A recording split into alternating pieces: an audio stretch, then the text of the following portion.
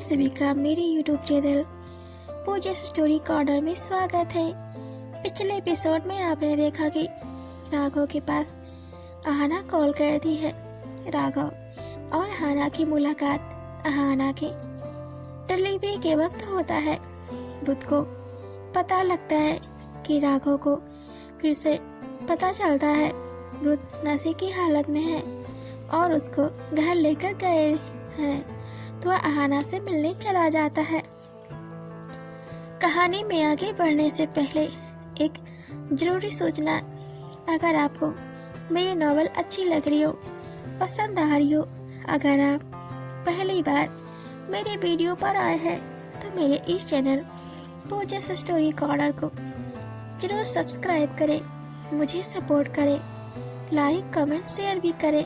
इससे मुझे मोटिवेशन मिलती है और भी कहानी और नॉवेल्स लिखने के लिए। अगर आज यह नॉवेल आप देख रहे हो तो आपको हो सकता है समझ ना आए। नॉवेल को अच्छी तरह से समझने के लिए, इस नॉवेल को अच्छी तरह से जानने के लिए आपको मेरे इस नॉवेल्स के पिछले सभी पार्ट को जरूर देखने की आवश्यकता है, ताकि नॉवेल्स अच्छी तरह समझ सके। सो बढ़ते हैं बिना देर किए अपनी novels when I first meet तो नॉवेल्स में आगे सुनते हैं। राघव बिला पहुंच जाता है। उसकी कार की आवाज सुनते ही बच्चे समझ जाते हैं कि राघव आ चुका है। राघव को बच्चे पापा बुलाते हैं।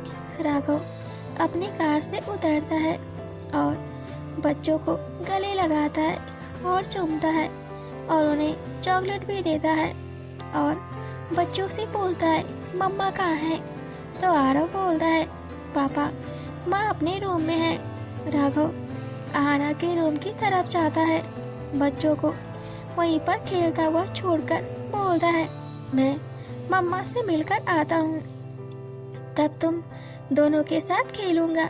राघव बिला के अंदर जाता है, अहाना के रूम के डोर को नॉक करता है, पर अहाना का डोर तो पहले से ही ओपन होता है।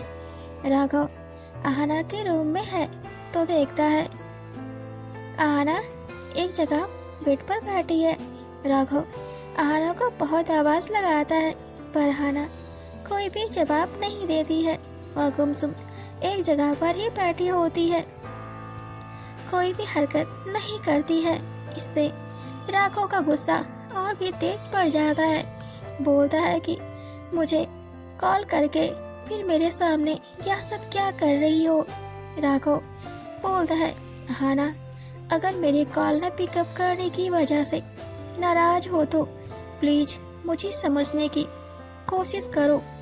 मैं उस टाइम बहुत जरूरी काम कर रहा था। तुम्हारा एक गुस्सा लेकर मैं क्या करूं? मेरी इसमें क्या गलती है? मैं बिजी रहता हूँ। जब तुम्हें पता है अगर मुझसे कोई गलती हुई हो तो मुझे माफ कर दो, पर प्लीज अभी के लिए मुझसे बात करो, चुप मत रहो। एक दोस्त के नाते तो मुझसे बात तो कर सकती हो। पर अहाना कोई भी जवाब नहीं देती है। राघव एक जगह खड़ा होकर बस बोले जा रहा होता है। अहाना धीरे धीरे अपना सिर राघव की ओर घुमाती है और धीरे धीरे अपनी नजरें ऊपर उठाती है, तो राघव उसके बिखरे बाल, उसके हाव भाव को देखकर राघव के होश उड़ जाते हैं।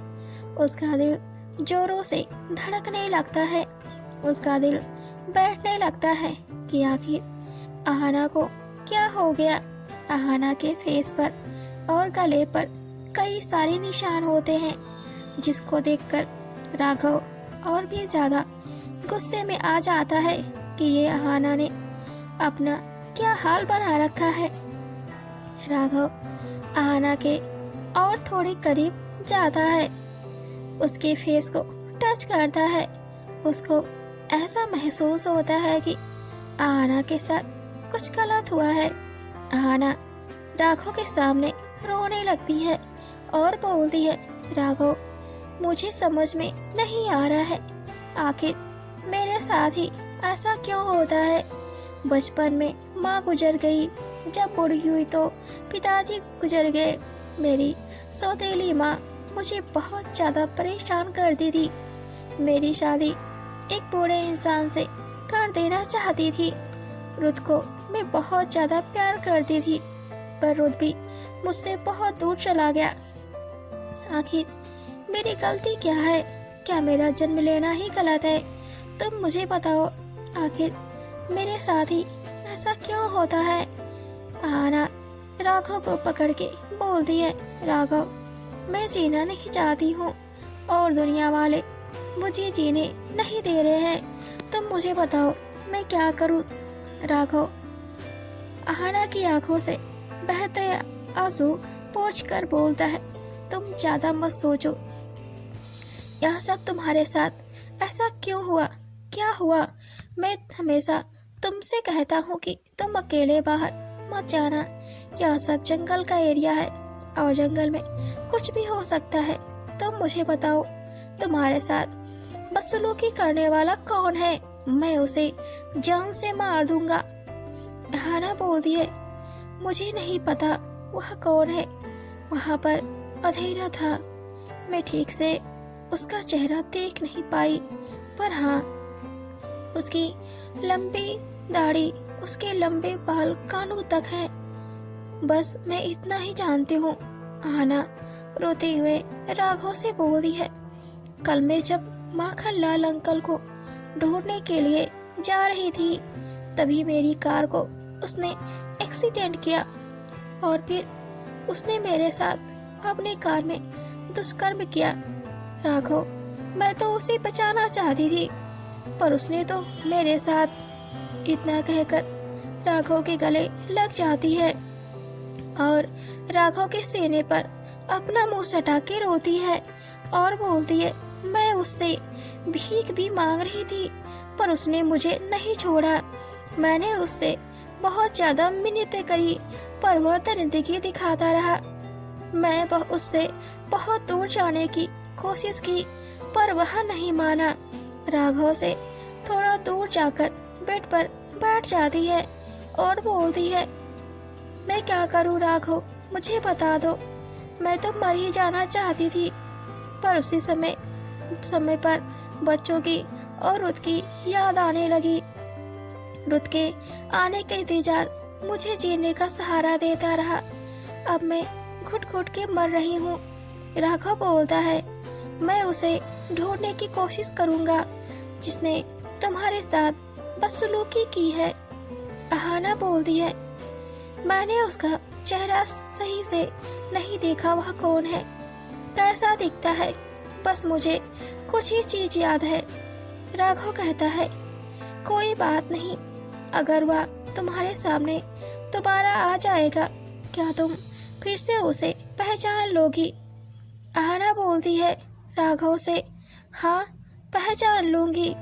उसकी आवाज मेरे कानों में गूंज रही है। उसकी आवाज बहुत भारी है और पता है उसने शराब भी रखी थी और वह बोल रहा था कि उसे किसी ने ड्रग्स दिया है। वह आदमी कौन है?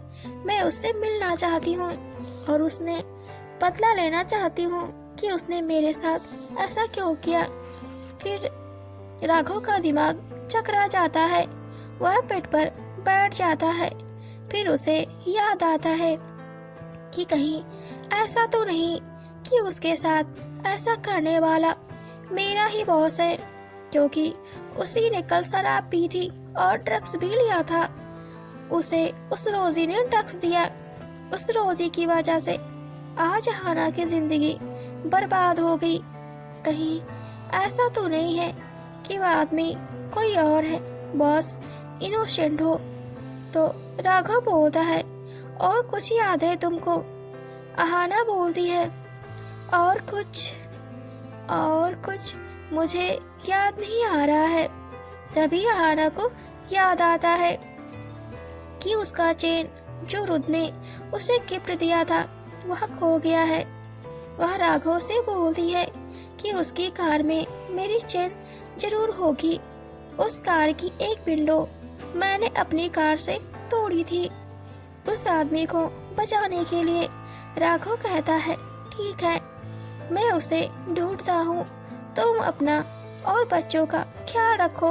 और हाँ, प्लीज ज्यादा ओवर सोचने की जरूरत नहीं है, वह इंसान अब जिंदा नहीं रहेगा। राघव बोलता है, अगर ये बॉस ने किया होगा तब अब मैं क्या करूँ? मैं अपने बॉस को कैसे बताऊँ कि उसने क्या किया है? उसने एक मासूम लड़की की जिंदगी बर्बाद कर दी। राघव सोचता है कि मैं अब राघव को कैसे भी करके उसे जिंदा नहीं छोड़ूंगा, और उसने ही आहना को हर्ट किया होगा, उसे जान से मार दूंगा। राघव अपने दिमाग में रुद्र को मारने का प्लान बनाने लगता है, पर सोचता है पहले मुझे पता करना होगा कि बॉस की कार की हालत वैसी ही है जैसे अहाना ने बताई, और अहाना का चैन भी तो उस कार में है। मुझे तुरंत जाना होगा बॉस के घर, इससे पहले कोई और उस कार से चैन को गायब करे। राघव से अहाना बोलती है, मुझे बस उस इंसान को जेल पहुंचाना है, मुझे इंसाफ चाहिए। बस मैं किसी की जान नहीं लेना चाहती हूँ, मैं उससे पूछना चाहती हूँ कि कोई किसी का एहसान करे तो एहसान के बदले उसके साथ घिनौनी हरकत नहीं करते हैं, उसके साथ दरिंदगी की हदें पार नहीं करते हैं। राघव अहाना से थोड़ा थोड़ा प्यार करने लगा होता है, पर उसने अहाना को आज तक नहीं बताया है कि उसके दिल में अहाना के लिए क्या है। अहाना की ऐसी हालत देखकर राघव को और भी ज्यादा गुस्सा आ जाता है और अहाना के लिए किसी को जान से मार देगा। राघव सोचता है कि बॉस को कैसे और किस तरह मारा जाए, उसने अगर मेरी अहाना को छुआ है। राघव अहाना से कहता है, तुम चिंता मत करो, वह इंसान तुम्हारे सामने होगा, जिंदा या मुर्दा। तुम चुप रहना, तुम कुछ भी मत कहना, उसके साथ जो करना होगा मैं करूँगा। हाँ, अहाना सोच में पड़ जाती है, आखिर ऐसा क्यों बोल रहा है। अहाना को राघव पर थोड़ा शक होने लगता है, कहीं राघव उससे प्यार तो नहीं करने लगा है। अहाना अब थोड़ा समझदार हो गई है कि उसे समझ में आता है कि दुनियादारी सारी चीज क्या और कैसी है। राघव उसे गले लगा लेता है और उसके माथे को चूम के चला जाता है। अहाना फिर से सोच में पड़ जाती है कि आखिर राघव को क्या हुआ है।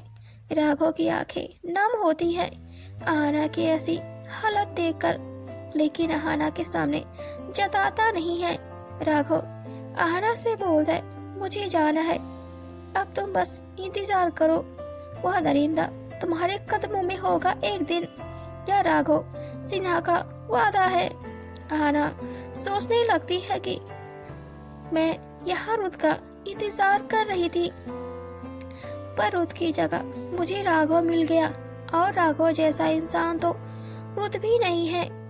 मुझे नहीं समझ में आ रहा है कि रुद मेरे लिए सही है कि राघव मेरे लिए सही है। दोनों ने ही मेरे लिए बहुत कुछ किया है। उधर रुद को होश आता है और देखता है कि उसके सामने रजनी और रजनी की माँ खड़े हुए हैं। वह बोलता है कि रजनी, मुझे माफ कर दो, कल मैं नशे में था, अगर मैंने कुछ ज्यादा ही गलत कर दिया हो तुम्हारे साथ तो मुझे माफ कर देना। रजनी रुद को पकड़ के उठाने लगती है। रजनी को वैसे भी कुछ भी समझ में नहीं आता है कि अर्जुन क्या बोल रहा है। रुद को थोड़ा थोड़ा ही याद होता है कि उसने कुछ गलत किया है। रुद को ऐसा लगता है कि उसने कार में जिस लड़की के साथ बदसलूकी की, वह लड़की कोई और नहीं रजनी ही है। रजनी की माँ रजनी को इशारे से कहती है, कि तुम कुछ भी मत बोलना। अगर अर्जुन को लगता है कि अर्जुन ने किसी और के साथ कुछ गलत किया है तो तुम कुछ मत बोलो, तुम्हारे लिए ही सही होगा।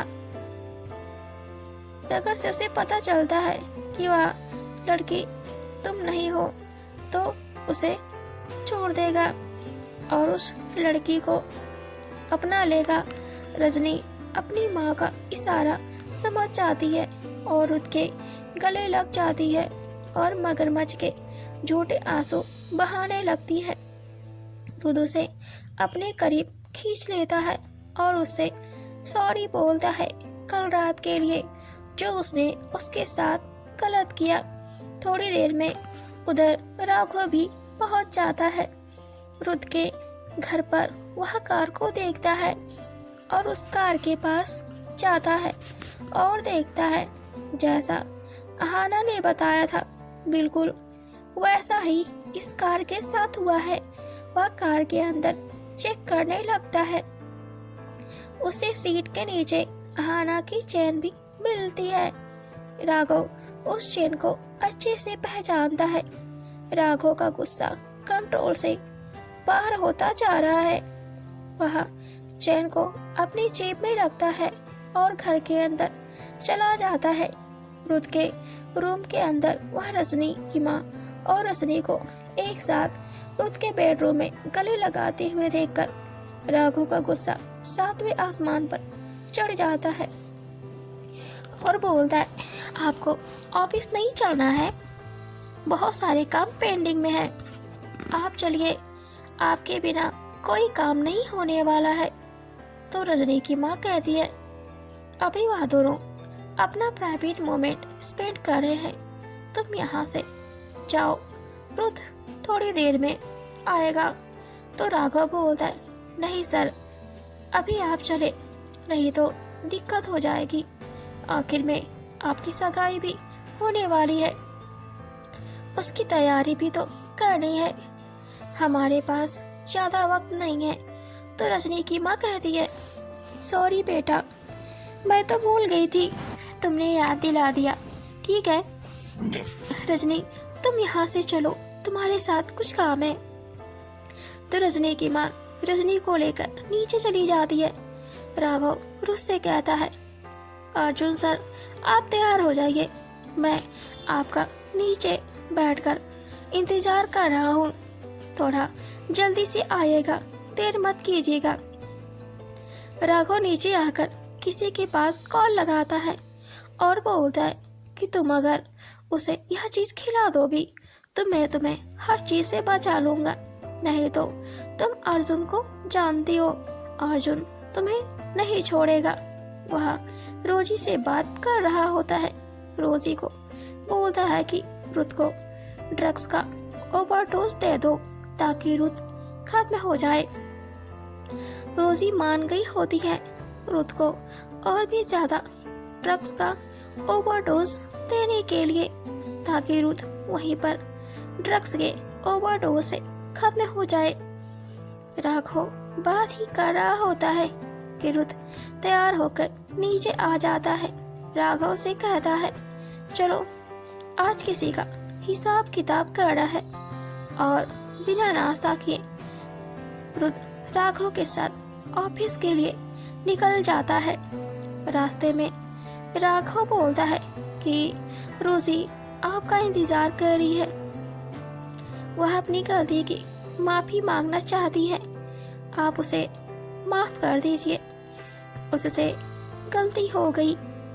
रुद कहता है मैं डिसाइड करूंगा कि उसको माफ करना है कि उसके साथ क्या करना है, उसने जो कल किया उसके लिए उसे सजा जरूर मिलेगी। राघव कहता है कि वह एक लड़की है और लड़कियां अधिकतर ऐसे अनजाने में गलतियां कर देती हैं और हमें उसे एक लड़की मानकर माफ कर देना चाहिए। हमारे बिजनेस प्रपोजल का सवाल है, नहीं तो शायद हमारे साथ कुछ गलत हो सकता है। रुद कहता है बिजनेस को लेकर मुझे मत सिखाओ कि मुझे क्या करना है क्या नहीं। रुद्र राघव को धमकाने लगता है कि तुम अपना मुंह बंद रखो, यह मेरी कंपनी है, मैं जैसा चाहे वैसा ही कर सकता हूँ। तुम बोलने वाले कौन हो? मैं तुम्हें अभी अपने असिस्टेंट की जॉब से तुरंत का तुरंत हटा देता हूँ। अगर तुमको अपनी जॉब बचानी है तो अपनी जुबान चुप बंद करो। मुझे मत सिखाओ कि मुझे उस लड़की के साथ क्या करना चाहिए और क्या नहीं करना चाहिए। राघव हाथ मल के रह जाता है और मन में सोचता है कि लगता है मेरा प्लान फेल हो जाएगा। इस राघव को मैं छोड़ूंगा नहीं। मैं बस बर्दाश्त कर रहा हूँ कि मेरे साथ है। अब मुझे इस आदमी से घिन आ रही है। मैं इसे जल्द से जल्द मारूंगा। इसकी मौत मेरे हाथों लिखी हुई है। राघव और रुद्र ऑफिस पहुंच जाते हैं।